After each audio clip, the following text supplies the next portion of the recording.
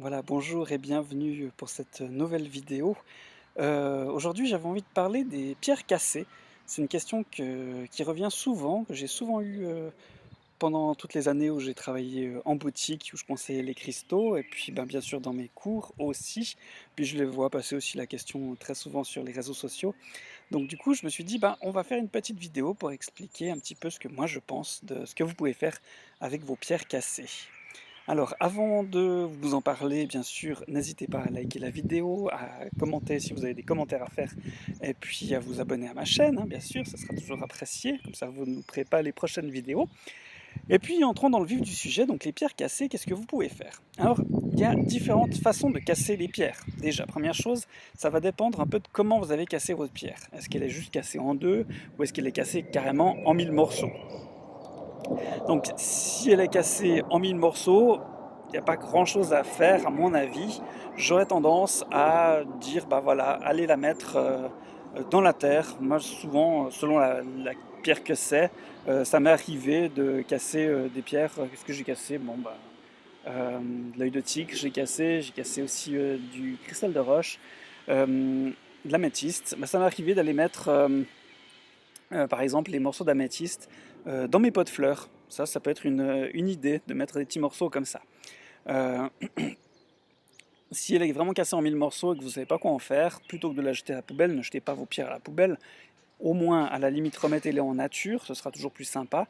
Donc voilà, soit vous allez les enterrer, les remettre en terre, elles seront toutes contentes, ou alors carrément, si vous avez la possibilité d'aller, par exemple, dans un cours d'eau, dans un ruisseau, dans un lac, dans une rivière, vous allez pouvoir les remettre dans l'eau et puis l'énergie va repartir comme ça. Si elle est cassée simplement en deux, il y a deux possibilités.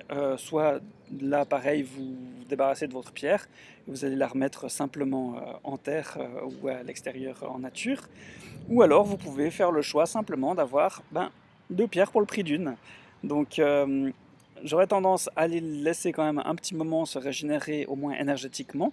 C'est sûr qu'elles ne vont pas se recréer, hein, clairement, si vous les remettez en terre. Ou alors peut-être, mais sur des centaines, voire des milliers, voire des millions d'années. Donc ça va prendre un petit peu trop de temps pour vous. Mais déjà, juste la laisser se régénérer un petit moment en terre, ça va déjà lui faire du bien. Vous allez voir qu'elle va déjà retrouver de l'énergie. Après, il y a souvent cette question, mais est-ce que si la pierre est cassée, est-ce qu'elle fonctionne encore? Alors pour moi, clairement, oui. Clairement. Il ne faut pas croire que votre pierre roulée, elle n'a pas été cassée dès le départ. Si vous avez une pierre roulée, qu'est-ce que c'est les pierres roulées? C'est des morceaux en fait simplement qui ont été cassés dans ce qui a été extrait. Et puis tous les morceaux qui sont cassés, dont on ne peut pas forcément faire des jolis morceaux, soit de brut ou taillés pour en faire des bijoux ou autre, eh ben, ils les mettent dans les tonneaux de sable, puis c'est roulé, c'est pour ça qu'on appelle ça des pierres roulées. Et puis ça donne bah, ces petites pierres que vous achetez dans le commerce. Donc ces pierres-là, elles ont déjà été cassées au départ, simplement qu'elles ont été polies, voilà. Euh, Soit manuellement, soit maintenant plutôt industriellement.